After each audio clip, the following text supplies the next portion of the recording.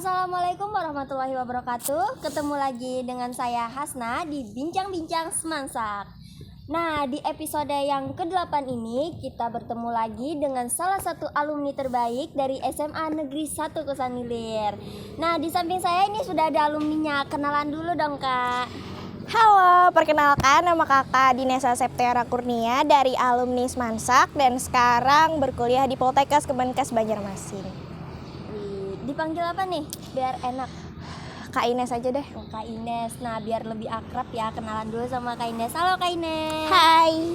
Nah, Kak Ines ini didengar-dengar salah satu alumni yang berhasil membawa nama baik sekolah di tingkat nasional. Apa tuh, prestasi apa itu? Baca puisi. Baca puisi. Nah guys, baca puisi, pengalaman kakak di baca puisi itu apa? Selama latihan loh. Tentunya selama latihan itu meskipun tiap hari dan tentunya lelah, tapi itu tuh tidak membuat semangat kakak untuk berjuang gitu loh. Pada saat itu, sebelumnya kakak tidak ada sama sekali berkeinginan untuk mengikuti lomba-lomba FLS 2N karena sebelumnya di SMP sudah pernah dan itu membuat nilai kakak turun. Otomatis kakak tuh kayak merasa nggak deh ikut di SMA lagi karena mau fokus belajar aja, ntar nilainya turun lagi. Sebenarnya itu bukan salah sekolahnya tapi salah kakak sendiri karena belum bisa membagi waktu. Nah, pas di SMA pengalaman ini unik sih sebenarnya.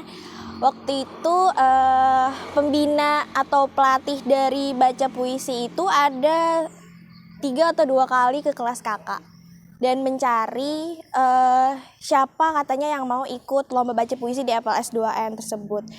Tapi kakak tuh kayak jangan sampai nih kalau misalkan aku ketahuan. Kakak tuh kayak bersembunyi-sembunyi gitu kan.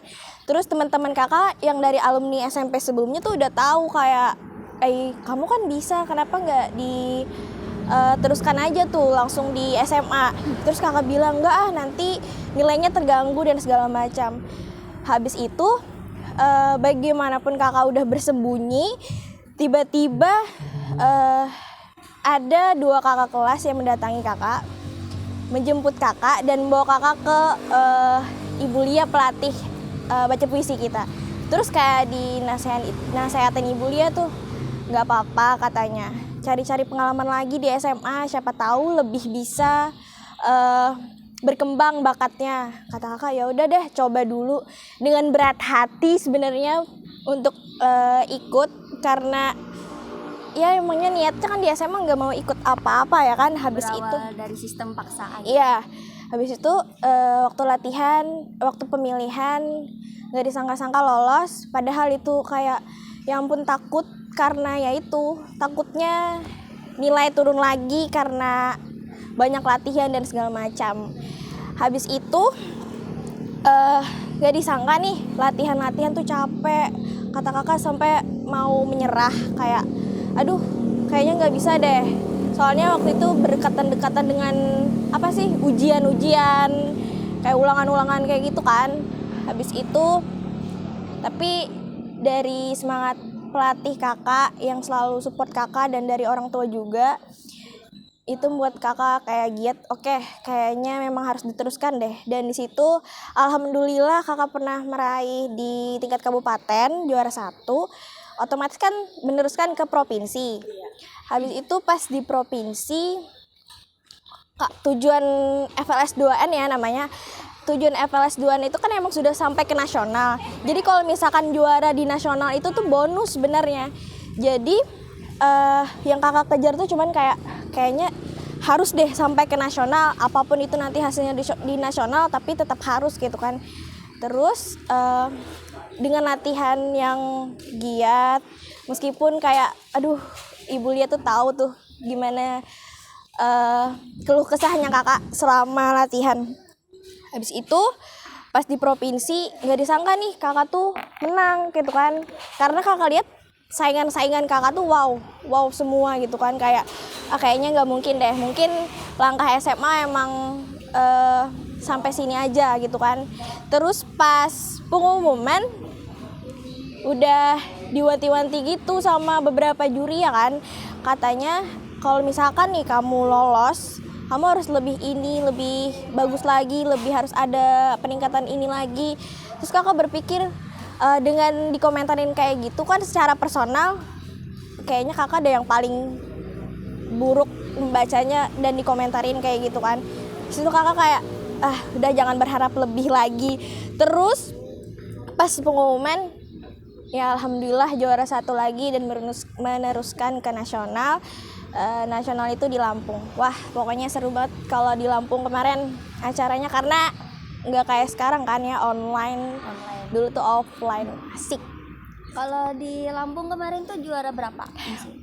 Kalau di Lampung sebenarnya nggak ada juara ya, kami di sekolah ini yang juara itu cuma masuk 10 besar tari. Kalau baca puisi dan bidang kriya kayaknya memang nggak ada. Tapi sebelumnya kami sudah bertekad semua bahwa kalau misalkan kita sudah sampai ke nasional itu sudah target. Kalau menang di nasional berarti itu sudah bonusnya. Iya mantap tuh, pengalaman yang luar biasa.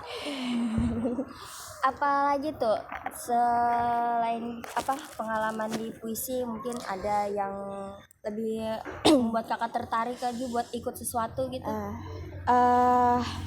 Selama perkuliahan ya kan, selama perkuliahan niat kakak sama lagi sebelumnya seperti awal masuk SMA. Oke, nggak mau ikut organisasi atau nggak mau ikut lomba-lomba lagi, nggak mau ikut kegiatan-kegiatan lagi. Tapi karena ada paksaan lagi dari pihak kampus harus mengikuti, bahwa kakak masih tingkat 1, masih semester 1 ya kan, itu tuh diwajibkan mengikuti semua lomba. Nah kakak tuh bingung mau ikut lomba apa, sedangkan lomba-lomba di sana tuh kayak olahraga kan, kakak lemah sekali dalam bidang olahraga.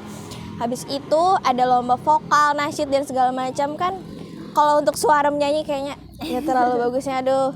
Habis itu ada 2 lomba. Yang pertama itu lomba film pendek sama lomba teater. Nah jadi kakak tertarik antara 2 itu.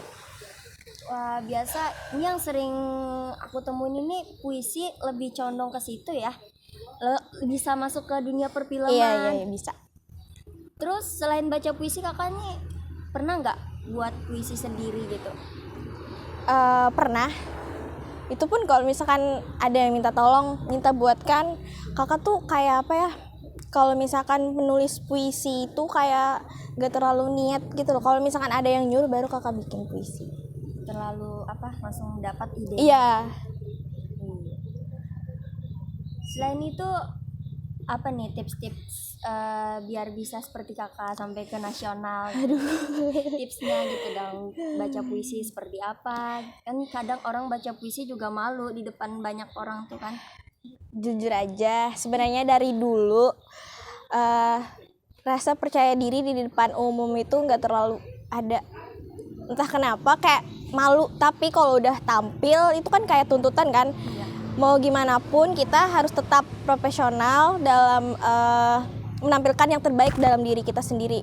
Jadi mungkin awal-awal kayak aduh nggak bisa tampil gitu kan. Cuman pas sudah di atas panggung tuh dengan sendirinya keluar apa yang udah kita latih selama ini, itu dengan sendirinya keluar tanpa peduli apapun ada yang ada di depan gitu. Udah.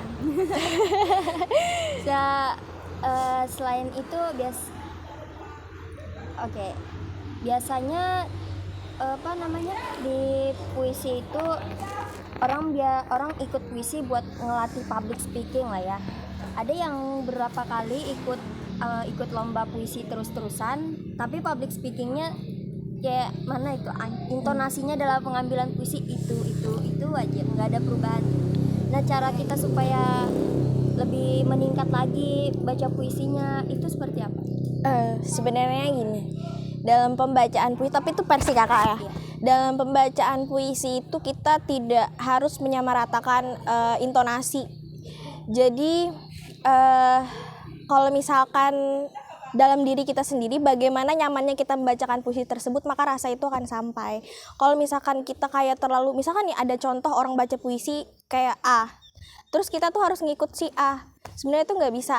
Itu terjadi di pengalaman kakak. Dulu kakak disuruh kayak kamu harus ikut yang kayak gini, cara baca puisinya kayak ini, tapi kakak kurang setuju karena kalau misalkan kakak memaksakan kayak yang harus dicontoh, itu tuh kayak rasanya tuh nggak sampai sendiri di kakak. Jadi kalau misalkan baca puisi itu kita harus bisa meresapi apa maknanya dulu, habis itu temukan roh di dalam baca puisi tersebut. Jadi kalian itu dengan sendirinya bisa membangun bisa membangun intonasi yang sesuai gitu kan dengan tulisannya. Ya, jadi itu inti utama kita dalam membaca puisi ya. Oke. Harus yakin aja Harus sih sebenarnya. yakin. Nah, pesan-pesan buat adik-adik yang nonton nanti nih, Kak. Ini pesan-pesan untuk Pesan untuk meraih prestasi, terus giat belajarnya supaya termotivasi sama kakak gitu, yang malu-malu buat baca puisinya jadi lebih semangat lagi karena lihat kakak. aduh sebenarnya kakak tuh juga banyak sekali kurangnya. Pesan-pesan kakak, jangan pernah takut ngejar mimpi, jangan pernah takut oleh tantangan dalam hidup, karena bisa jadi itu akan membawamu di versi terbaik dirimu sendiri. Nah, itu diresapi ya guys. Oke. Nah, sampai sini saja perbincangan kita. Bertemu lagi di episode berikutnya. Jangan lupa like, comment, share, dan subscribe channel ini. Assalamualaikum warahmatullahi wabarakatuh. Dadah.